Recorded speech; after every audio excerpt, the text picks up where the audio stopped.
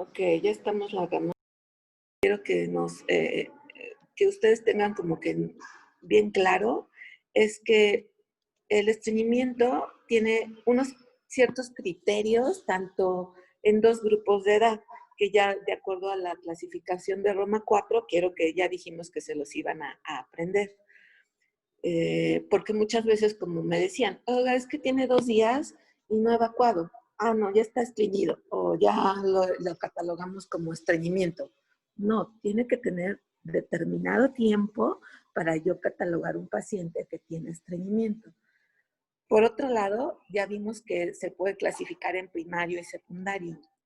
Y en pediatría, hasta el 90-95% de los pacientes voy a catalogar que el estreñimiento es primario o funcional. Eso es súper importante. Solo un 5 a 10% de los pacientes lo voy a, lo voy a clasificar como secundario. Y ya vieron como, ay, perdón, ciertas patologías que me pueden ocasionar estreñimiento. Que también su compañera subió algunas diapositivas que podríamos revisar, bueno, que ustedes revisen nuevamente para determinar si hay alguna patología que pudiese ocasionar el estreñimiento. Ajá. Y finalmente, con respecto al estreñimiento primario, lo podemos considerar como multifactorial. Es decir, no hay una sola causa que yo determine, por esto es el estreñimiento. Esto es de diferentes causas. Pueden ser causas constitucionales, hábitos dietéticos, causas psicológicas, causas hereditarias, inclusive educación. Ajá. Hay como ciertos también factores que me pueden predisponer al estreñimiento. Por ejemplo, cuando un lactante pasa de la lactancia materna a la artificial, ¿qué sucede? O sea, o a las leches maternizadas. Un lactante que está alimentado exclusivamente con seno materno, se dice que evacúa, o yo espero que evacúe, cada vez que la mamá le da de comer. Si le da cada 3 horas, pues espero que evacúe aproximadamente unas 8 veces. Pero cuando le complemento o le cambio con cualquier fórmula artificial, el ritmo de las evacuaciones cambia totalmente. Inclusive pudiese esperar 1 o 2 evacuaciones al día. Y la consistencia también va a cambiar. En lugar de hacerse aguada, como en la lactancia, cuando están con seno materno, aguada, amarilla, puede llegar a tener grumos blancos. Cuando están con la fórmula, pueden hacer como más pastoso, a lo mejor al bebé le cuesta más trabajo hacer, puja más. Pero eso no lo vamos a considerar como un estreñimiento. Estos son como cambios esperados por la alimentación.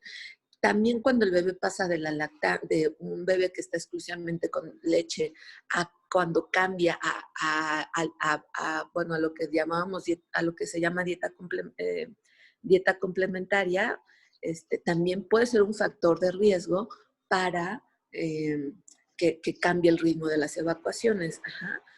Otra situación que es muy común es que, por ejemplo, los niños que casi ya muchos van a guardería o los meten a guardería, ¿alguien sabe a cuándo tengo yo un control de esfínter tanto anal como el control de esfínter tanto anal como urinario? ¿A qué edad a qué edad lo obtengo? ¿Alguna vez había leído que a los 5 años? ¿Alguien más? 3 a 4 años. A los 3 años. A los 3 años el niño ya debe de lograr el control de esfínteres. ¿Y qué sucede cuando, fisiológicamente, pero qué sucede cuando el niño de 1 o 2 añitos lo empiezo a enseñar a ir al baño? Claro que lo aprende y claro que a lo mejor ay no, el bebé ya va al baño, ya avisa. Pero eso es un estrés porque cuando no lo logra, pues el papá o el cuidador lo está como martirizando, regañando a lo mejor, y entonces empieza a tener como cierta asociación de pues lo estoy haciendo mal, a ir al baño. Y entonces el bebé se empieza a aguantar y podemos catalogarlo como estreñimiento. Pero fisiológicamente el control debería de lograrse hasta los 3 años, no antes. Está súper mal que yo a un niño lo empiece a enseñar antes. Se hace por, porque el niño tiene que estar en una guardería y obviamente en la guardería, pues que es más fácil que vaya al baño o que le limpie un pañal, ¿no? Entonces, todos esos factores de estrés pueden condicionarme estreñimiento. Cuando el niño pasa a la escuela, pues también es un ambiente diferente, puede a lo mejor levantarse más temprano y puede estresar a ese paciente. Entonces, esos son como datos que tengo que tomar en cuenta. La escala de Bristol es súper importante para que junto con el niño, si es que se puede, o está en edad de identificarlo, y junto con la mamá, nos pongamos de acuerdo qué características tiene la evacuación, porque a lo mejor se están imaginando, buenos días, a lo mejor lo que yo califico como una etapa de una escala de Bristol tipo 2, ellos piensan que es tipo 3, o sea, a ver, les señalo la escalita y señálenme cuál es, cómo está evacuando. Eso es súper importante en la consulta para ponernos de acuerdo. Ajá. A ver, anoté algunos datos.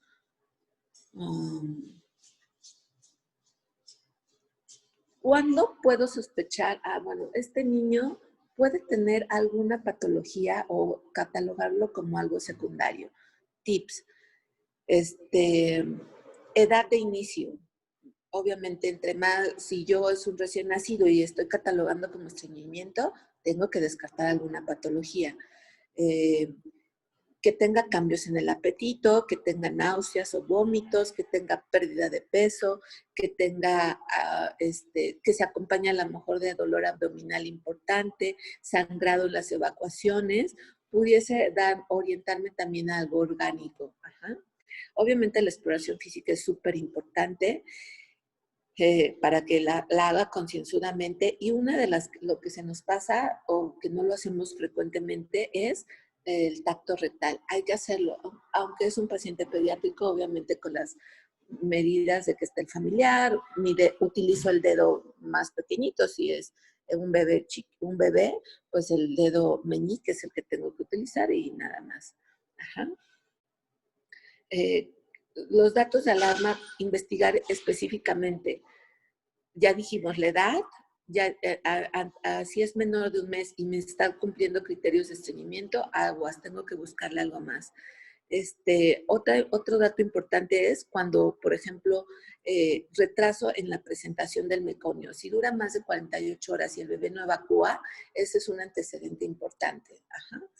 Obviamente la historia familiar, si tengo algún retraso en el desarrollo del paciente, distensión abdominal severa, tengo que revisar la posición del ano y clínicamente el mechón de pelos, o algún hoyuelo sacro, agenesia del sacro, si tiene estreñimiento y tiene una ámpula vacía al tacto rectal, es un dato de alarma. Las heces líquidas son datos de alarma. La sangre ya dijimos, o que se acompañe también de fiebre, vómito bilioso, incontinencia fecal nocturna. Ajá. No revisamos diagnóstico, o sea, bueno, no revisamos, ¿le tomo o no una radiografía? ¿O qué estudios pudiésemos tomar cuando yo sospecho que es un estreñimiento funcional? ¿Está indicado algún estudio? ¿Niños? ¿Podría ser un enema varitado? ¿Alguien más? La colonoscopia es que se hace Yo en había visto que una adultos, no sé si está radiografía. indicado en niños. Ok, si yo tengo mi historia clínica bien realizada, hice una adecuada exploración, no encontré ningún dato de alarma, no está indicado en ningún estudio. La radiografía de abdomen que alguien ahorita mencionó no está recomendada de forma sistémica, o sea, a todos los pacientes que tengan estreñimiento funcional, ¿le tomo una placa? No, no me va a subir absolutamente de nada. Ajá. ¿Cuándo a lo mejor pudiese estar indicada? Cuando no completé la exploración física, sobre todo con el tacto rectal, por ejemplo, a lo mejor en los pacientes más gorditos, obesos, que puede ser difícil también hacer una adecuada palpación de abdomen, es cuando está indicada. Pero si yo sospecho que es algo primario, no tengo por qué hacer ninguna radiografía. Ajá. Alguien me dijo un enema, ¿no? Contrastado. Tampoco es un examen de rutina. No es necesario hacerla. Al menos que sospeches que tenga alguna malformación anatómica, alguna estenosis, ajá, pudiese mandarlo a hacer. Pero de rutina al estreñimiento funcional no lo indico. Ajá. Y si se dan cuenta, entonces amplío mi panorama de estudios cuando sospecho algo orgánico. Ajá. Y pudiese ser también, si estoy esperando, si sospecho de algo orgánico, puedo mandar a hacer una resonancia magnética, manometría no rectal puede ser, hasta biopsias para descartar el Hirschsprung, ¿no? Ahora, el tratamiento es súper importante. Uno de mis objetivos, que ya habían dicho por ahí, o sea, en la clase, es que el paciente empiece a evacuar con una consistencia suave y sobre todo de indolora. Ajá. Y obviamente que esto lo esté haciendo por un tiempo prolongado. Es decir, no de nada sirve que evacúe en los siguientes 2, 3 días blando para que al rato a lo mejor vuelva otra vez a estar haciendo lo mismo. Entonces, dentro de mi tratamiento, tengo que educar a mi paciente. ¿Cómo lo educo? Pues fomentando una buena actividad física. Ahora los niños, pues, y más ahora que están en la tele, en las computadoras, no se mueven. Tengo que fomentar actividad física para que el intestino, pues, se mueva. ¿Están de acuerdo? 2, dieta. La dieta es importante. Si yo fomento frutas y verduras en los 3 tiempos de alimentos, ese niño puede tener una mejor motilidad intestinal.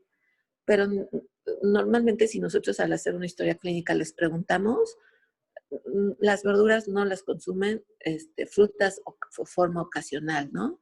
Ingesta de líquidos claros, no refrescos, no jugos, eso de nada me sirve. Agua simple. Si yo desde un principio, ya lo veremos en la alimentación, pero si yo fomento la ingesta de agua simple, es más que suficiente. Y desde pequeñitos fomento pues bueno, el agua sin algún sabor, es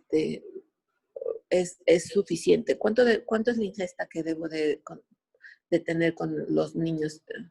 Bueno, aunque eso lo veremos en la clase de alimentación. Segundo objeto, bueno, dentro de mi tratamiento es desimpactar al niño. ¿Cómo lo hago? Con enemas evacuantes. Ya lo dijo su compañera, 2 o 3 días puedo utilizar enemas y mi fase de mantenimiento. Ajá. El único laxante que está indicado en pediatría y que lo encuentran en cualquier farmacia es el polietilenglicol. Es el que está indicado como primera opción, tanto para desimpactar como de mantenimiento. Ajá. Entonces, los demás está bien que los conozcan, está bien, vean sus dosis, pero el único que me va a funcionar y el único que está indicado es el polietilenglicol. Ajá. Que bueno, la nombre comercial puede ser Contumax, es el que yo me sé. Ajá. Pero bueno, esa es mi opción.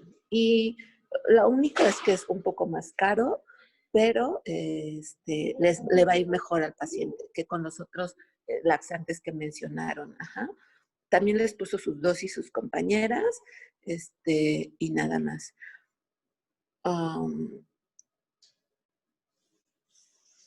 ¿Cuánto tiempo debo de utilizar el tratamiento de mantenimiento? ¿Alguien sabe?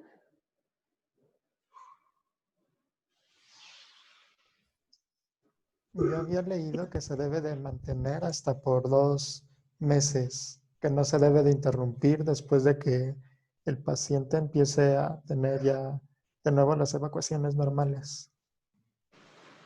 ¿Alguien dice más, menos?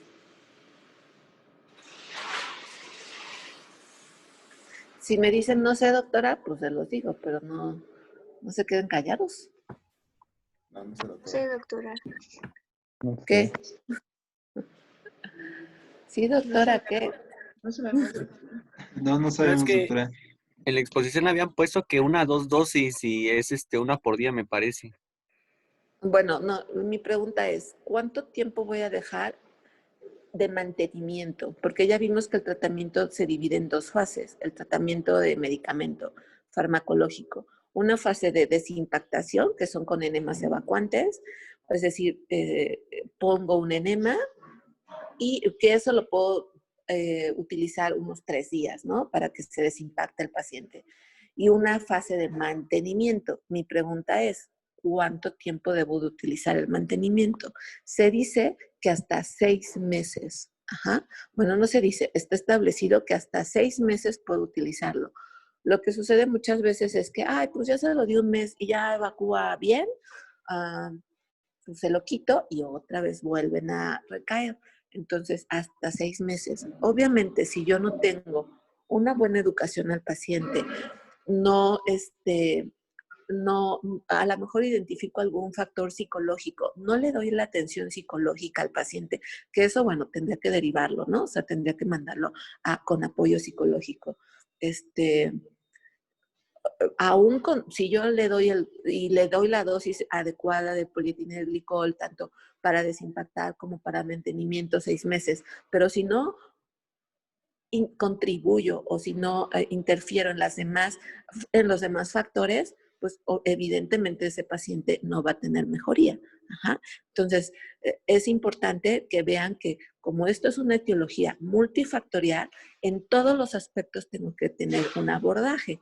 Es muy fácil recetar, pero si no abordo todas las demás esferas, pues no van a tener una buena respuesta y seguramente su paciente pues va a ir picando por todos lados, que es así como nos llegan en la consulta. Les dieron 1000 laxantes, les dieron, ya probaron de todo, pero el niño, ¿qué creen? Que me tocó en la consulta una ocasión de un niño que lo llevaba, que lo refirieron por estreñimiento, que querían descartar Hirschsprung a los 6 años, pero haciendo el interrogatorio, resultó que el niño, los primos le habían dicho que era adoptado. Entonces empezó a tener terrores nocturnos y empezó a tener, y ahí empezaron los cambios en las evacuaciones, ¿no? Y era un niño que pues obviamente llegó a tener hasta incontinencia, se pierde el tono del esfínter y hasta se evacuaba por sí solito, hasta le dieron tratamiento para una gastroenteritis, en realidad cuando era ya como era de tanto tiempo ahí la evacuación que llegó hasta la incontinencia, se pierde el tono, y entonces el problema era que el niño tenía pues un factor psicológico importante. Entonces, ¿de qué sirvía que todo el mundo le daba laxantes si en realidad lo que teníamos que hacer es pues mandarlo tanto a la mamá, porque también está media psicológica, patológica, y así muchas situaciones. Otro niño que me tocó, que llevó la mamá, mi hijo un niño como de 10 años, ordena su ropa por colores, sus zapatos por colores, por talla, o sea, es un niño así súper, como muy obsesivo, pero la mamá era igualita, o sea, entonces aquí debería de abordar más, y obviamente iba por estreñimiento, ¿no? Igual 1000 médicos y 1000 medicamentos y 1000 tratamientos, pero la dinámica de esa familia era muy extraña. Los niños trabajaban, hacían escuela en casa, como muy exigentes, muy obsesiva la mamá también. Entonces, tienen que conocer todo el entorno de la familia para poder apoyar al niño. Ajá. Ok, bueno. ¿Dudas, preguntas? No, doctora. No, doctora. No, gracias. A ver, tienen media hora muerte súbita. Muerte súbita es un tema pequeñito. A ver. Listo, lo vemos.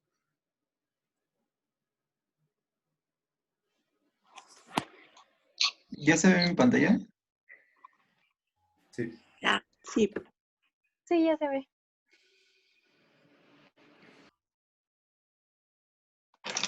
Hola chicos, muy buenos días. El día de hoy les vamos a hablar acerca de lo que sería muerte súbita del lactante y pues vamos a estar hablando aquí Yolitzin, Abraham y yo su servidora Dulce. Si tienen alguna duda, pues nos la comentan, por favor. Ya hasta la siguiente, por ¿Por favor. qué no cambia? Ah, ya. Bueno, sí, regrésale una antes. Es que no tengo Ay, diapositiva disculpa. para eso. Bueno, antes que nada vamos a hablar de los antecedentes. Y vamos a ver que los antecedentes relativos al síndrome de muerte súbita del lactante se remontan desde el 480 hasta el 406 a.C., cuando Eurípides dijo: ¿qué dolor más grande pueden soportar los mortales que ver a sus niños morir ante sus ojos?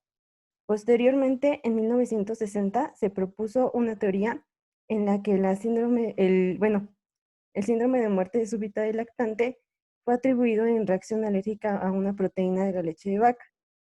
Sin embargo, hasta 1969 fue que Bruce Beckwith definió por primera vez en la historia lo que sería la muerte súbita infantil. Pues antes de esto, pues no. Ya nos hiciste llorar. La que sigue, Esa por favor. cita. Ok. Entonces, pues es un término relativamente nuevo. Entonces, la definición, bueno, se define como la muerte inesperada de un niño menor de 1 año de edad, en la que el episodio total ocurre en apariencia durante el sueño y permanece inexplicable después de una investigación exhaustiva en la que se realiza necropsia completa, examen de la escena donde ocurrió el fallecimiento y análisis de la historia clínica. Esta también se puede conocer como muerte de cuna, muerte súbita infantil o también muerte blanca. La que sigue. Y bueno, ahora vamos a pasar con la epidemiología. ¿Me escuchan bien? Sí. Bueno, ok. Sí. Este, esta es la primera causa de muerte postnatal entre el primer mes y el año de vida. Y bueno, este va a tener un predominio en el sexo masculino aproximadamente del 2-1. Y bueno, se ha visto que su máxima incidencia se produce entre los 2 y los 3 meses de edad, siendo que es poco frecuente antes de las 2 semanas y también después de los 6 meses. Y bueno, la mayoría de los casos también se ha visto que han ocurrido entre la medianoche y entre las 9 de la mañana con un predominio en los meses fríos y húmedos. Y justamente, bueno, esto va a ser importante porque de aquí van a salir algunas de las teorías que posteriormente les vamos a explicar. Bueno, la primera teoría que se plantea se llama hipótesis del triple riesgo. En esta nos menciona que más ampliamente podemos explicar, o si con eso se puede explicar las teorías del síndrome de muerte súbita en el lactante. Esta fue propuesta por Filiano y Kidney y bueno, nos mencionan que la muerte se producirá cuando en un lactante de forma simultánea van a incidir 3 circunstancias con interacción de factores genéticos y ambientales. Entonces, bueno, en el centro podemos ver los 3 factores, que sería el lactante vulnerable, que nos menciona que es un defecto o anormalidad subyacente que lo toma vulnerable al paciente. En el periodo crítico del desarrollo nos mencionan que esto va de los 0 al año, bueno, de los 0 meses o de recién nacido al año, siendo más importante, como ya lo había mencionado, entre los 2 y 4 meses.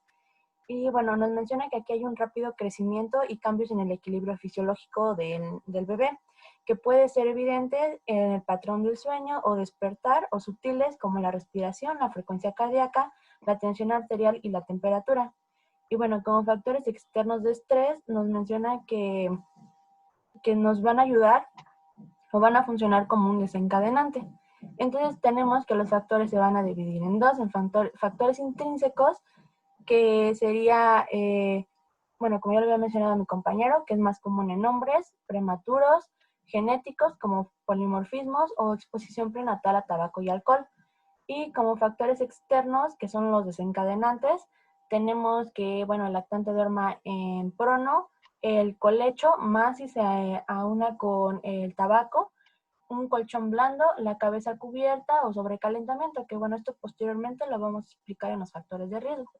Explícanos qué es el colecho o lo vas a decir después. Sí, bueno, aunque el colecho, tenemos una imagen, pero el colecho es cuando los papás duermen en la cama y tienen pegada la cuna. Es como la cohabitación, por así decirlo. Pero igual si no, más adelante lo explicamos y tenemos una imagen para que quede un poco más claro. Y bueno, vamos a empezar con los factores genéticos. Y bueno, de factores genéticos vamos a tener varios y el principal, o bueno, el número uno es la disfunción del sistema nervioso central.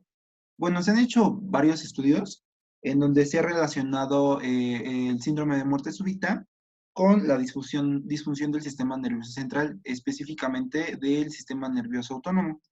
Y bueno, esta disfunción puede dar lugar a la falla de respuesta, a la asfixia con hipoxia progresiva y después a coma y posteriormente a la muerte. Y bueno, también se hicieron estudios donde dos patólogos analizaron bueno, se centraron en el bulbo raquídeo de 31 lactantes que habían fallecido por este padecimiento. Entonces se encontraron, o bueno, se analizó que habían anomalías en las células nerviosas que producen y utilizan la serotonina. Y bueno, el sistema serotoninérgico aquí juega un papel importante en la coordinación de la respiración, la sensibilidad al dióxido de carbono, así como la temperatura corporal, el manejo de la tensión arterial y función autónoma. Y bueno, cuando los niños duermen boca abajo o tienen el rostro tapado por la ropa de cama, vuelven a respirar el dióxido de carbono que han exhalado. Y bueno, el aumento de dióxido de carbono estimula los centros de la respiración y hace que despierten el cerebro. O sea, esto es en un niño normal. Y bueno, es que por lo regular, un bebé normal se despierta, da la vuelta y comienza a respirar más rápido en cuanto a los niveles de dióxido de carbono aumenten. Entonces se ha asociado que en los lactantes pues, que sufren este tipo de anomalías del sistema nervioso central, específico en la producción y la utilización de serotonina, sus reflejos respiratorios para despertarse se ven afectados. Y bueno, existe pues un gran número... Perdón, no te entendí. ¿Cómo que el niño se da la vuelta para Bueno, ajá, respirar? A ver, ¿lo puedes volver a repetir? sí, es que en el artículo decía que un niño normal se despierta, o sea, está dormidito en su cuna, se despierta y se da la vuelta él solo. O sea, de prono, que es por lo regular como lo acomodan los papás, él se voltea a a decúbito, ay, ¿cómo se? Bueno, de cara hacia el colchón. Entonces dice que comienza pues a respirar más rápido cuando los niveles de dióxido de carbono eh, se ven, o sea, cuando su sistema empieza sí, a detectar niveles altos de dióxido de carbono. Entonces, esto hace que pues el niño reaccione, pero en este problema, cuando hay disfunciones de la producción y de la utilización de la serotonina, no existe esta sensibilidad, entonces va a haber la asfixia progresiva con la asfixia con hipoxia progresiva, posteriormente el coma y posteriormente la muerte. ¿Sí se entendió? Ok, aquí lo que no, es que, por ejemplo, un niño de, de 2 meses se va a girar. Ya espero que se giren, No, No. No. no, todavía no. ¿no? O sea, a lo que voy es, justo la muerte súbita es en el niño sano. ¿Están de acuerdo? O sea, la muerte súbita tendría que definirla, o bueno, voy a clasificarla o la voy a diagnosticar cuando tengo un niño previamente sano. Ajá. Finalmente todo esto que nos están diciendo sus compañeros son teorías y pueden ser como causas para, bueno, alguna explicación, ¿no? Pero bueno, a ver, síganme. Sí, son como muy subjetivas. O sea, no son como tal cual una respuesta a la muerte. ¿Una Y qué? bueno, Son teorías que se hicieron, bueno, en base a lo que habían encontrado como en autopsias, como lo que se ve orgánicamente. Entonces ya hicieron como que teorías de lo que ellos creen que podría pasar. Por eso es que es como que un poco subjetivo, que es lo que mencionaba Dulce. Igual, bueno, son Sigan. teorías o hipótesis que se basan en lo central, que van a ser los tres factores que se van a combinar para desencadenar la muerte. No, en sí las teorías que están diciendo están bien. A lo que voy es que su compañero dice que eso en un niño, esto pasa de forma normal. O sea, la muerte súbita pasa en el niño sano. Si ese niño, por ejemplo, y pasa, pasa en el sentido de que si ya le diagnostica a lo mejor un retraso en el desarrollo, ya no podría decir que es muerte súbita y por eso a lo mejor ya no aplicaría esta teoría. ¿Sí me explico? Sí, sí se explica. Sí, explica. Ok. Bueno, continuamos pues. Ok, pero bueno, esto fue lo que se vio en personas, en lactantes que habían muerto, o sea que habían muerto y los habían diagnosticado con esto, y se encontró pues que habían esta falla en el sistema serotoninérgico. Y bueno, existen varios factores genéticos, pero el que ha sido más estudiado y más aceptado es bueno, sí, em, el gen, bueno, está involucrado el gen 5-HTT, que este es el que codifica el transportador de serotonina, que este es el gen que se ve, bueno, que han visto que está más afectado en estos pacientes. Bueno, igual en factores genéticos, otra de las teorías sería las canalopatías cardíacas, que bueno, nos menciona que evidencias se relacionan con las canalopatías y que estas surgen por mutación en los genes que codifican los canales iónicos que conducen la formación de arritmias que son potencialmente letales.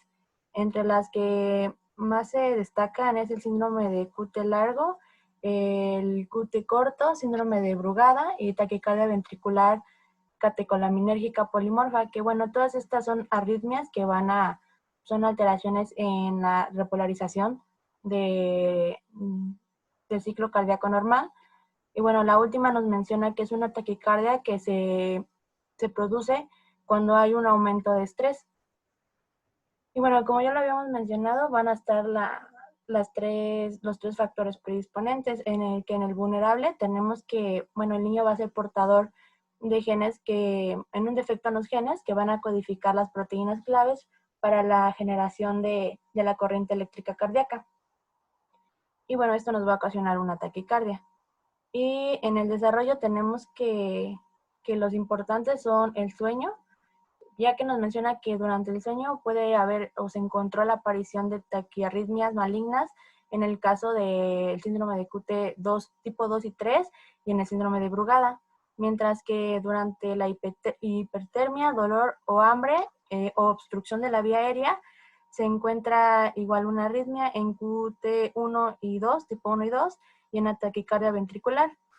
Y bueno, como en el desarrollo tenemos que la repolarización ventricular en el niño a esta edad no es constante, sino que es flexible y va a estar sujeto a cambios. Y se menciona que hasta los 3 meses el intervalo QT, es elevado por inmadurez del sistema nervioso vegetativo. Y bueno, nos menciona que, ¿le puedes dar el clic, por favor? Que es común encontrarlo en el 15 al 10% de los lactantes con muerte súbita. Y bueno, nos menciona que en los genes más que se han encontrado, se han estudiado más donde hay una mutación, es el gen SCN5A y el KCNQ1. Nada que sí. Ahora bien, pues también tenemos factores genéticos relacionados con los errores innatos del metabolismo. Y pues bueno, aquí vamos a ver que van a haber mutaciones en genes que codifican proteínas implicadas en las vías metabólicas y la producción de energía. Esto se ha visto que tiene un 1 y 2% pues sí, aquí en la muerte súbita del lactante, y se ha encontrado en diferentes estudios en varios pacientes que se encuentran con una disminución de la coenzima A deshidrogenasa de cadena media, en tanto como mutaciones en el genoma mitocondrial, y pues estos son de suma importancia pues para la producción de energía para las células. La que sigue, por favor. Y bueno, también en factores genéticos vamos a tener la respuesta a la nicotina, que bueno, el riesgo de muerte súbita es mayor y esto ya está comprobado en lactantes expuestos a tabaco en el embarazo y en el periodo postnatal que en los expuestos solamente en el periodo postnatal. O sea, esto nos quiere decir que sí influye aquí el factor genético, el daño que también se hizo intrauterino, pero que siempre va a necesitar que también tenga un ambiente hostil que también lo afecte.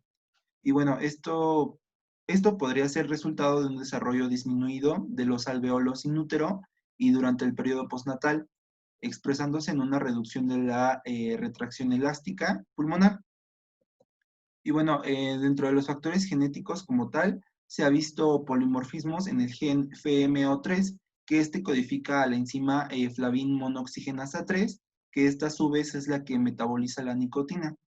Y bueno, este estudio como tal demuestra la posible interacción, una vez más se los digo, tanto entre la vulnerabilidad que tenía genética, es decir, el polimorfismo de gen, que a su vez afecta el metabolismo de la nicotina, y a su vez con un medio ambiente insulto, que es la exposición al tabaco, en la patogénesis del síndrome de muerte súbita del lactante. Bueno, la siguiente teoría es que hay una disfunción en el tronco cerebral y, bueno, por ende en las funciones cardiorrespiratorias. Se menciona que como generalmente ocurre durante el periodo de sueño, se hizo una hipótesis donde se menciona una anomalía del tronco cerebral relacionada con la neuroregulación de las funciones anatómicas o cardiorrespiratorias y bueno, por esto hay una alteración en el control respiratorio y cardíaco. Y bueno, nos menciona que se basaron en hallazgos sugestivos de hipoxemia crónica e hipoventilación, como lo fueron la presencia de grasa marrón suprarrenal, eritropoiesis hepática, la gliólisis del tronco cerebral y otras anomalías estructurales. La que sigue, por favor. También se encontró que hay una evidencia en el hipodesarrollo de la estructura del tronco cerebral y, bueno, anomalías en los neurotransmisores de múltiples regiones relacionadas con la regulación cardiorrespiratoria. También se encontró que había una disminución en la unión de receptores colinérgicos muscarínicos que están en el núcleo arcuato, que esto, bueno, van a involucrar una quimiosensibilidad al oxígeno, y también se encontró a su vez una disminución en la unión de serotonina en el núcleo del rafeo oscuro y estructuras relacionadas con el núcleo arqueado. Y bueno, nos menciona que alternativamente estos factores se van a ver con una interacción entre factores de riesgo ambientales y genéticos, como lo son, y ya se había mencionado anteriormente, la exposición a tabaco, infección durante el embarazo, o bueno, que esto van a ocasionar un cambio en el DNA. La que sigue, por favor. Sí. También nos menciona que hay una teoría de la apnea, que esto, bueno, nos menciona que hay episodios de bradicardia y de saturación de oxígeno. Y nos menciona que una de las teorías o lo que se creía es que esto se veía reflejado por la inmadurez del control cardiorrespiratorio. Y que, bueno, la hipoxia o hipercapnia secundaria a esta apnea nos va a dar fisiológicamente anormalidades por alteraciones patológicas del tronco cerebral. La que sigue, por favor. Bueno, ahora sigue lo que sería la teoría de la obstrucción respiratoria, que sería pues la que engloba, ¿no?, a las demás antes, bueno, las que antes mencionamos. Entonces, Tonini y Krauss ya habían dicho que esta se define como cambios anatómicos que se producen cuando el bebé duerme en posición prono. Aquí vamos a ver que en los lactantes mayores de un mes, la posición de prono se asocia con una peor ventilación en la fase activa del sueño por una reducción del control respiratorio, cardiovascular y autonómico. Y pues bueno, ahí tenemos una imagen muy clara, ¿no?, de la posición prono y la obstrucción. La que sigue, por favor. En tanto que Siren nos dice que hay una insuficiencia respiratoria por la relación entre una rotura diafragmática causada por Espera, una me infección. acaba de mandar mensaje la doctora y me dijo que se salió por accidente y que la esperemos. Ah, bueno. Bueno, dale una anterior. Ok. Bueno, mientras les explico, bueno, esa imagen, que pues usualmente los papás dormían, ¿no?, así al bebé en posición prono. Y pues es lo que comentaba Abraham, que los bebés en este momento no pueden rotarse, o sea, son incapaces de rotar su cabeza. Entonces, si nosotros colocamos al bebé en esta posición, pues obviamente los bebés, aunque quieran batallar o aunque quieran moverse, pues no van a poder lograrlo. Entonces vamos a ver que se encuentra una obstrucción física, ¿no? En tanto que los bebés aquí van a tratar de respirar, ¿no? Y pues también aunado a ello, pues una incapacidad de despertar. Y entonces, como había dicho Abraham, pues existe una reinhalación de lo que sería el CO2 exhalado por el lactante. Y pues esto nos va a llevar a un coma hipóxico y a una bradicardia y jadeo y finalmente pues a una autorresucitación ineficaz o muerte. Y pues esto sería como la imagen, ¿no? Y esto sería lo que se presenta en la mayor parte de las veces. Y pues se ha visto pues que en muchas guarderías, por desconocimiento, las cuidadoras colocan a los bebés en posición prono y pues es aquí en las guarderías en donde hay una mayor incidencia y prevalencia de lo que sería el síndrome de muerte súbita del lactante. ¿Ya regresó la doctora? Sí, ya regresó. Ah, bueno, sí, la que sí. Ah, espera, no quiere cambiar. Ya. Bueno, estas son teorías de la obstrucción respiratoria. Bueno, entonces aquí les había dicho que Siren ya nos decía que también hay una insuficiencia respiratoria por la relación entre la rotura diafragmática causada por una infección no letal y una inactivación de los músculos intercostales en fase REM y pues aunado a estos dos antecedentes, pues que el pequeño se encuentre en decúbito prono. Otra, otra teoría con respecto a la obstrucción respiratoria es que la posición prona podría empujar la mandíbula hacia atrás, provocando la obstrucción de las vías respiratorias. Otra sería que la obstrucción se debe porque en la parte posterior de la faringe existe una relajación muscular que ocurre durante la fase REM del sueño y esta podría provocar la hipoxia, un paro cardíaco y la muerte. Y pues se leía que pues a veces había una retracción también de la lengua y pues o sea, igual la misma lengua podría causar esta obstrucción respiratoria y pues la falla respiratoria. La que sigue. Y bueno, también tenemos teorías que abarcan las infecciones. Y bueno, son varios los factores que sugieren este papel como tal en el síndrome de muerte súbita. El primero es que pues su mayor incidencia de la muerte súbita es en invierno y primavera, que es aquí cuando aumentan las infecciones respiratorias y gastrointestinales. Y también es que el pico de incidencia también se produce en el momento de la primera exposición a la mayoría de los patógenos. Y bueno, esto también se basa o se sustenta en que algunos investigadores también han hecho autopsias en personas que han sido, que bueno, que han muerto con esto. Y bueno, se ha visto que en varios de estos pacientes se han encontrado cambios inflamatorios a diferentes niveles del tracto respiratorio y elevación de citoquinas inflamatorias y anticuerpos frente a patógenos diversos en diversos tejidos o líquidos corporales. Y bueno, el mecanismo propuesto para explicar el papel de la infección incluye otras teorías, que uno puede ser la obstrucción parcial de la vía aérea por obstrucción respiratoria, que puede llevar a alteraciones al despertar. La otra sería el estrés por deprivación del sueño o apneas. Y la última es la respuesta inflamatoria generalizada con cambios en el sistema nervioso central, que estos están inducidos por las citoquinas. Bueno, y bueno, los estudios a menudo muestran una implicación de agentes infecciosos, pero en conjugación con otros factores, es decir, los factores ambientales como la madre fumadora o la posición al dormir, que estos pues también son muy importantes. Y bueno, actualmente no existen como tal evidencias directas pues que justifiquen estas teorías, pero pues es lo que se ha observado. Bueno, otra teoría es la compresión de las arterias vertebrales, que igual como ya lo habíamos mencionado, es solo una teoría, puesto que en esta nos menciona que los movimientos del cuello podría producir isquemia en el tronco encefálico, y esto es por la posición de dormirlo en decúbito prono.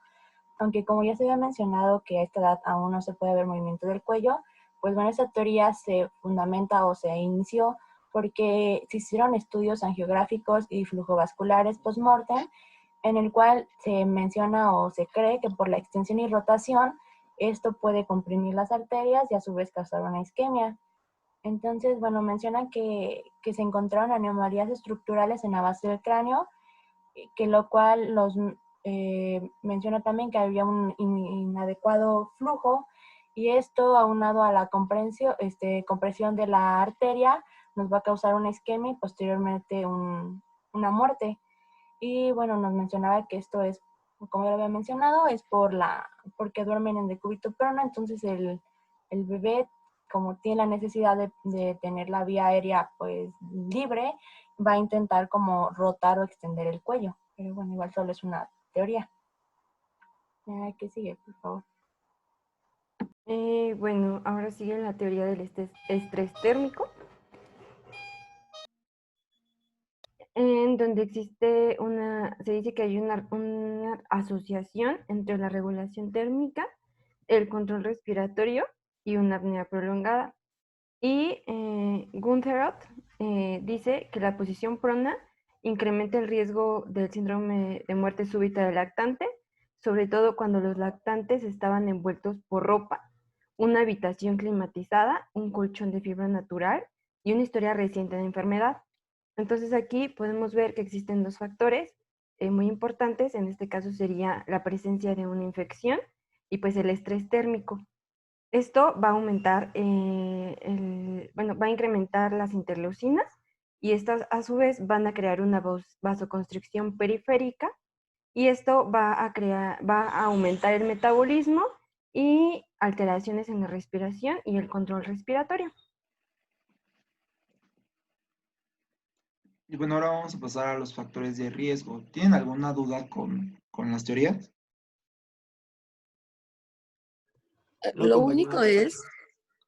único es que la infección, o sea, está bien la teoría, pero sería como un antecedente reciente. No cuando el bebé muere que esté cursando con la infección. ¿Sí me explico? Porque Ujú. si el bebé tiene una infección en el momento en que muere, no lo puedo catalogar como muerte súbita, porque ahí tendríamos que descartar que algún proceso infeccioso, o sea, que algo haya pasado, una causa ya establecida, ajá, para que haya sido la causa de la muerte. A lo mejor se broncoaspiró, a lo mejor le dieron más medicamentos, sobre alguna intoxicación, ajá. Entonces, lo pudiesen poner como antecedente reciente. Ok, doctora, gracias. ¿Alguien más Entonces, tiene alguna duda? Yo Perdón. tengo una pregunta. ¿Cuándo es cuando un bebé tiene control sobre su cuello? Yo tenía entendido que es aproximadamente como a los 6 meses cuando pueden empezar como a sentarse, pero no sé si eso es correcto.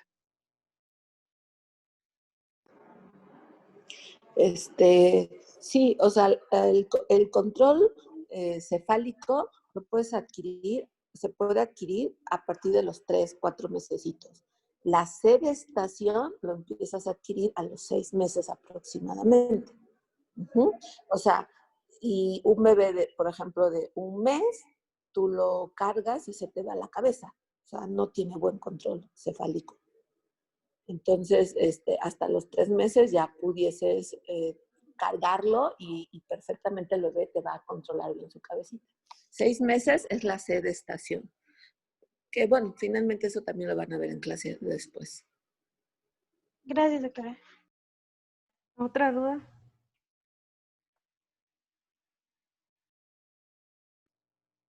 Bueno, vamos a pasar entonces. Bueno, entonces vamos a hablar con los factores de riesgo. Entre ellos se encuentra la etnia, el control genético, el género masculino, que posiblemente se encuentra ligado a las mutaciones en el cromosoma X y por lo tanto pues tiene doble carga, ¿no?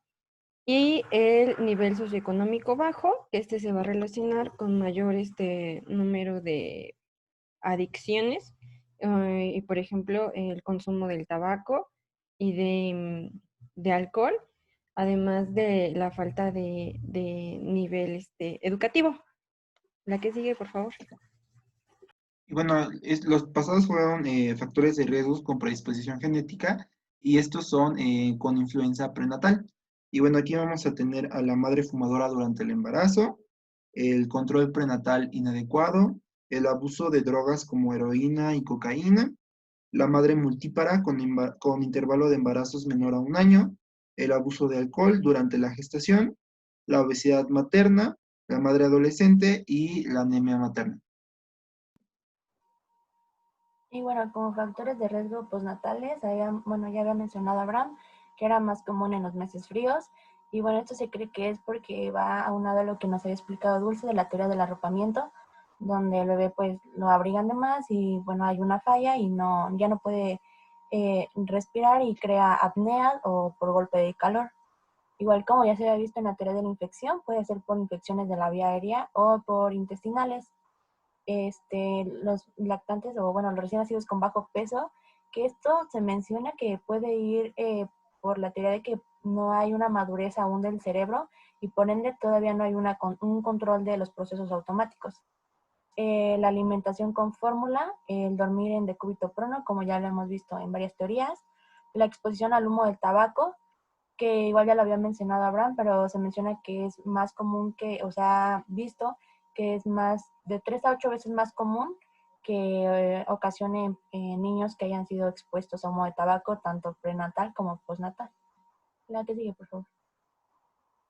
Las temperaturas excesivas, que igual ya lo había mencionado Dulce, que es igual con la teoría del calor, la apnea.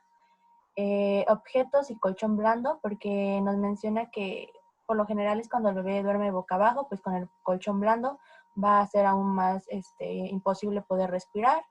El colecho, que bueno, como se ve en la imagen, el colecho sería dormir con uno o los dos papás, ya sea en la misma cama, en camas unidas o la cuna junto a la cama. Y bueno, nos menciona que esto es debido a que a veces los papás como que nos menciona que es más riesgoso cuando los papás están sí, como muy cansados o bajo influencia de alguna droga, porque pierden la dimensión de que el bebé está ahí. Entonces, bueno, puede ser esa o porque también se pueden confiar de tener al bebé cerca y ya como que se descuidan, más que nada es por el descuido. Bueno, otro de los factores sería la anemia, de 2 a 4 meses, como igual ya se había mencionado, que es donde hay una mayor incidencia. Perdón por interrumpirte, pero por ejemplo, a esa cuna le llaman cuna colecho, en el cual el bebé no está propiamente en la cama del bebé, digo, en la cama de los papás. Entonces, esa pudiese ser una medida preventiva para la muerte súbita. En realidad, el factor de riesgo sería que durmieran en la misma cama, porque ahí la mamá no se puede pasar a esa cunita, ¿están de acuerdo? Entonces, esta es como una medida preventiva. El factor es que estén en la misma cama. El colecho es como un término español, que es dormir juntos, ¿no? Con la mamá, pero sí le han llamado esa cuna colecho. Ajá. ¿Sí me explico? Sí, doctora. De hecho, también... esa puedo decir, pues sí se pueden comprar esa cunita, eso nos va a ayudar. A diferencia de que prohibir que se duerman juntos en la misma cama. Ok. Y bueno, igual el niño prematuro, por lo mismo de que puede haber una inmadurez de las funciones cerebrales y el control de los procesos automáticos. La que sigue, por favor. Bueno, ahora vamos a pasar con prevención. ¿Tienen alguna duda de los factores de riesgo? No, gracias. No, gracias. No, gracias. Bueno. Bueno, entonces nosotros tenemos el deber de educar al cuidador, ¿no? Entonces les debemos de... Fórmula, sí. ¿Mande? Bueno. ¿Me escuchan? Sí. Sí, se escucha. Bueno, entonces tenemos nosotros la responsabilidad de educar al cuidador. Entonces le tenemos que dar varias indicaciones. ¿Qué es lo que le tenemos que decir? Le tenemos que decir que el bebé no tiene que dormir en una temperatura ambiente mayor a 20 grados centígrados. no debe de dormir en decúbito prono. Tenemos que quitar frazadas, sábanas, todo aquello que no sea necesario en nuestra cuna, evitar el humo del cigarro y no dormir con la cama de los padres.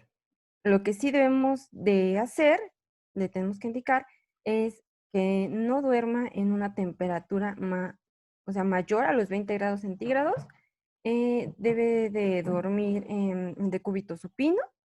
Y bueno, aquí se recomienda que la sábana solo debe de cubrir hasta la altura del pecho y se debe de ajustar firmemente al colchón.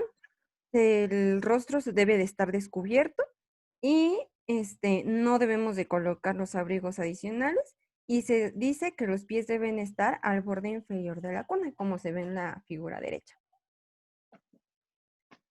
La que sigue. Y bueno, como ya también lo comentó mi compañera, la superficie para dormir al bebé debe ser firme. Y esa es la única recomendación para acostar a un niño, es que sea un colchón duro y que esté cubierto por una sábana, una sábana. Y bueno, esto tiene que estar libre de objetos como almohadas, ropa o juguetes, lo cual es muy común en la gente, ¿no? Le ponen los muñequitos para que se vea bonito, le ponen muchas almohadas. Muchos piensan que tal vez entre más blando sea el colchón, más cómodo va a ser, pero entonces nosotros tenemos que educar a los papás para que sigan estas recomendaciones. Bueno, la otra prevención, como ya lo habías mencionado, es pues el hábito de fumar, ya sea durante el embarazo o después. Y bueno, nos menciona que la Academia Americana de Pediatría pues nos recomienda que no se fume durante el embarazo ni cerca del bebé, ya que el tabaquismo pasivo también es un factor importante, como ya lo habíamos visto, para predisponer el síndrome de muerte súbita. Ya que sigue. Y bueno, la cohabitación, como ya también lo había dicho la doctora, se sugiere que acostar al bebé, bueno, se sugiere que el bebé duerma cerca de la madre, pero no en la misma cama. Y bueno, esto se recomienda, como yo también lo había dicho, en el colecho, que es esta cunita donde pues también ya lo había comentado la doctora, es bueno para el bebé porque está cerca de la madre, está creando el vínculo, hay el cuidado, pero no predispone al bebé para que vaya a tener este síndrome de muerte súbita. Y bueno, esto va relacionado al anterior, que no se duerma en camas compartidas, ya que, bueno, se menciona que lo que sí se podría hacer o lo que se debería hacer solo es llevarlo a su cama de los papás cuando se va a alimentar o se va a reconfortar al bebé, pero posterior a esto se tiene que llevar a su cuna. Y bueno, igual ya lo había mencionado, pero menciona que tampoco es recomendable que duerman en camas compartidas cuando los papás están muy cansados o habían ingerido alguna sustancia. Entonces, bueno, esto va relacionado al anterior, que es más factible el colecho que dormir en la cama compartida. Otro es el uso del chupón. Y bueno, la familia le tiene que colocar el chupón al bebé cuando éste lo va a llevar a la cuna para que duerma durante toda la noche. Y pues se ha visto que estos bebés tienen umbrales menores para poder despertar durante un sueño profundo. Y lo debemos de ofrecer durante el primer año de vida y con un inicio al mes del nacimiento. ¿De qué sigue, por favor? Y bueno, también tenemos el exceso de calor, que bueno, aquí debemos evitar totalmente abrigar en exceso al bebé. Y bueno, la temperatura de la habitación debe ser agradable para el adulto y bueno, debe evitarse como tal que el niño sienta demasiado calor. También ya nos lo había explicado Dulce. Y pues como todo, ¿no? Decirle a la mamá que es o recomendar el seno materno, porque pues brinda pues muchas ventajas para el crecimiento y pues es un factor protector. Y pues en la mayoría de los lactantes o estudios ha demostrado que sí es un factor protector. La que sigue. Y bueno, igual se utiliza, bueno, se menciona que no se debe usar dispositivos especiales para dormir, que nos menciona que estos, aunque se venden como preventivos del síndrome de muerte súbita, no hay una evidencia donde nos mencione que dormir en cierta posición o en esos aparatos van a ser eficaces o seguros para prevenir este síndrome. Entonces no se recomienda el uso de estos aparatos. Que sí, por favor. Y bueno, ya por último están los monitores domiciliarios, que son monitores para, pues, para ver la respiración y la frecuencia cardíaca. Y bueno, nos menciona que estos no van a disminuir el síndrome de muerte súbita en el lactante. Entonces, nos mencionaba que solo era recomendable utilizarlos en los niños que ya se había demostrado que tienen algún problema cardiorrespiratorio grave, pero en un niño sano no se podría usar porque no nos va a prevenir nada. Y bueno, eso sería todo. No sé si tengan alguna duda con los factores, o bueno, las prevenciones. Yo solo tengo la duda respecto al uso del chupón, porque yo tengo entendido que no se recomienda dárselos, pero y no Bueno, sé por qué sea como un factor protector para que no sufran bueno, esto. bueno, yo lo que estuve, yo igual entré en controversia, pero ves que te dije que según decían que durante la fase del sueño REM había tendencia a la relajación bueno, sí, de todo lo que se encontraba en la faringe y pues aparte mencionaba que podría haber una relajación de la lengua y una retracción, ¿no? Y podía ocluir la vía aérea. Eso una. Y otra, comentaba que disminuía el umbral a despertar. Entonces, bueno, eso es lo que comentaba la bibliografía con respecto al uso del chupón. O sea, Ok, ajá, gracias. pero pues igual yo había leído, igual que el uso del chupón, pues era controversial, porque pues había muchas bacterias y la verdad no recuerdo algo que estaba relacionado con lo de los dientes y que también es un mito que el uso del chupón haga que el bebé no quiera consumir seno materno. Según aquí es un factor protector. No sé la doctora qué opine. El chupón sí está recomendado. El chupón sí está recomendado como factor protector porque el bebé durante la noche puede estar succionando y justo lo que dices es de que alinea todo lo que es la vía respiratoria, mantiene una mejor posición y te disminuye el factor de riesgo. O más bien, pues te ayuda a que el bebé siga respirando de forma adecuada. Sí, sí se puede recomendar. Sobre todo a lo mejor aquel niño que nació de bajo peso o que a lo mejor tiene antecedente de ser prematuro, pudieses recomendarlo como indicación. Aquel niño sano que no tiene ningún factor de riesgo, pues la verdad es que no es necesario. Mejor insistan en todas las medidas en las otras medidas, ¿no? Colchón duro, nada en la cama, nada de ¿cómo se llama? Peluches, arropamiento, que si se dan cuenta nos pusieron típicos ejemplos que son como real, ¿no? O sea, la cuna toda ahí desbordada de muñecos, de cobijas, entre más blanda, mucho mejor, ¿no? Piensan que es mucho mejor. Entonces, enfóquense en esas recomendaciones. Y el chupón puede ser controversial en el sentido de las bacterias, que a lo mejor me modifican lo que es el paladar, los dientes, pero si yo a un bebé se lo quito al año de edad, no le va a pasar absolutamente nada. Inclusive, por ejemplo, aquellos bebés que quieren comer cada ratito, o bueno, los papás piensan que quieren comer cada ratito, le puedo dar el chupón entre toma y toma para que vayan como respetando cada 3 horitas.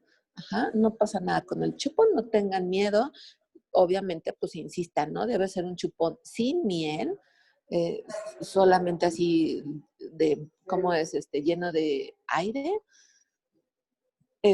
bien limpio, si se cae, pues no se lo vuelvan a dar. ¿Cuántas veces vemos a las mamás de, ay, se cayó el chupón, nomás así como que lo limpian con su ropa y órale otra vez, ¿no? O sea, todas esas recomendaciones, pues insistir en que no se hagan mientras se utilice el chupón. Sí se puede dar con confianza, digo. Lo pueden recomendar, no pasa nada. Una última pregunta, lo siento. Bueno, yo he visto que, por ejemplo, a los bebés tienden a ponerlos como en decúbito lateral con ayuda de almohadas. Y esto lo hacen con la base de que, pues, si acaban de comer, pueden regresar leche y que se pueden broncoaspirar, pero no sé qué tan cierto sea esto, porque yo lo he visto mucho en los papás que ponen así como una almohada en la espaldita del bebé para que si regresa la leche caiga por el costado de la boca. Sí, esa es otra práctica, sobre todo que la recomiendan en aquellos bebés que tienen reflujo, por ejemplo. Pero hay muchos estudios en los cuales no te da ningún beneficio. Entonces, pues ponerlo así o no ponerlo, da lo mismo. La única posición para dormir recomendada es el decúbito supino. Y para reflujo, también la única posición recomendada nada más sería, y eso algunos ni siquiera lo recomiendan, el semifolder. Pero si leemos a fondo las posiciones, tampoco dicen que da beneficio. Pero bueno, semifolder pudiese ser más recomendable. Ajá. La posición lateral puede ser nada más por el ángulo del estómago respecto al esófago, que te ayuda a disminuir lo que es la broncoaspiración. Pero, como te vuelvo a repetir, hay estudios en los cuales la verdad es que dicen que no favorece o no te previene. Uh-huh. Ok, doctora, gracias. Doctora, ¿Alguna? bueno, yo tengo una pregunta. Ajá. ¿Cómo se le hace en en las temperaturas extremas? Por ejemplo, si pues el bebé vive en la playa, pues hace mucho calor, entonces ¿cómo regulan la temperatura? O sea, está bien que se usen el aire acondicionado y así, porque como que reseca yo siento que como que reseca la garganta y pues es incómodo, ¿no? Y pues no sé cómo afecta al niño. En el caso de que vivan así como cerca del Nevado de Toluca, donde haga como que mucho frío, ahí también está bien que usen el aire acondicionado que está caliente o cómo es en ese estado. Bueno, si el paciente o viven en una zona muy calurosa, pues el bebé se pudiese dormir perfectamente en puro pañal, ¿están de acuerdo? Y su sábana de algodón, que son frescas y nada más. No necesitas cubrirlo, tampoco necesitas un aire acondicionado. En general, las personas que viven en esos climas como que se acostumbran, entonces no es necesario poner un aire acondicionado. Y respecto al frío, pues prefería mejor que a tu bebé le pongas alguna ropa térmica, tú al bebé, ¿no? O sea, ponerle una ropa térmica, algo abrigador, más que llevarle tanta cobija. Tampoco sería como tan recomendable poner un calor, ¿no? O a lo mejor, digo, si es muy extremo el frío, en una esquina del cuarto, recomendar algún calentador, ¿no? De estos eléctricos, pudiese ser. Y en las horas como más frías, ¿no? De la noche, a lo mejor no toda la noche. Aquí el factor de riesgo es que tú tapes al bebé, o sea, que tú lo llenes de cobijas. ¿Por qué? Porque el bebé puede tener movimientos de agitar su manita y en una de esas, con el empuñamiento, puede agarrar la sabanita, la cobija, jalarla hacia arriba y taparse. Y ya obviamente no se va a tener el reflejo y en la noche, pues el papá no lo va a vigilar, pues de quitarle las teorías, ¿no? Acúmulo de CO2, no responden a que esté respirando de forma adecuada, entonces ahí se te va a morir. Entonces es sobre todo de eso.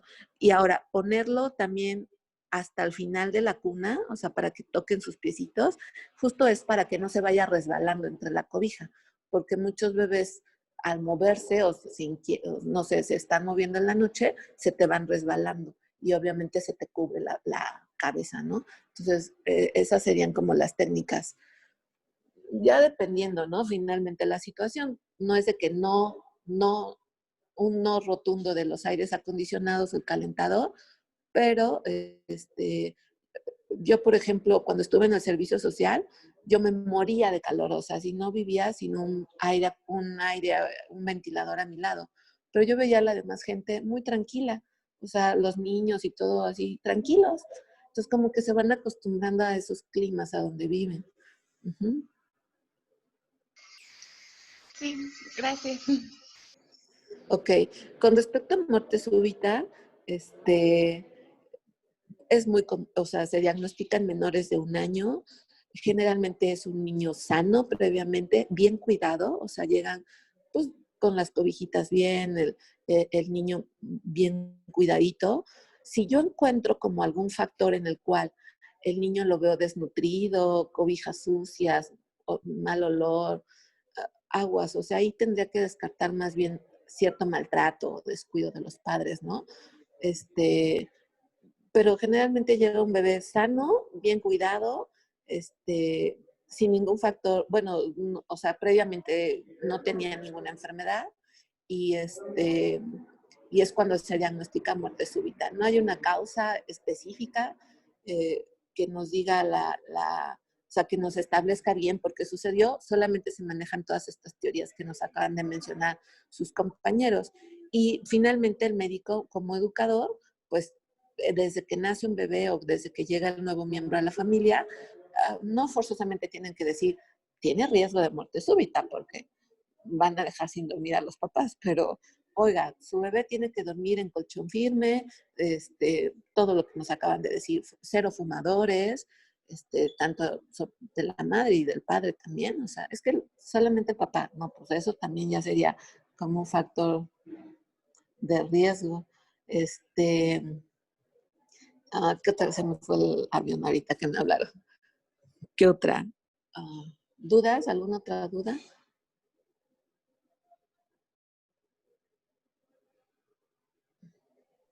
No, creo que no. Obviamente esto es muy diferente a la muerte súbita en el adulto, ¿eh? Esto es otro rollo. Ese es otro rollo. Ahorita, buenos días, estamos enfocados exclusivamente a la muerte súbita en edad infantil, ¿no? Yo no sé si lo ven en adultos después, la muerte súbita en el adulto.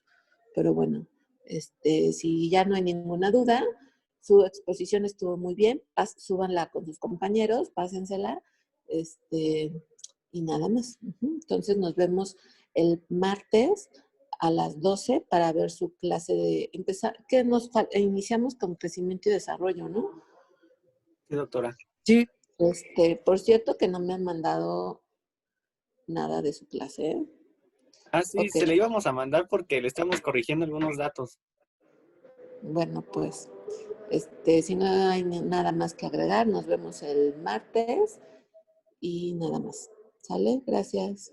Gracias, doctora. Gracias, Hasta doctora. luego. Hasta luego. Doctora, buen Bye. día. Doctora. Bye. Doctora.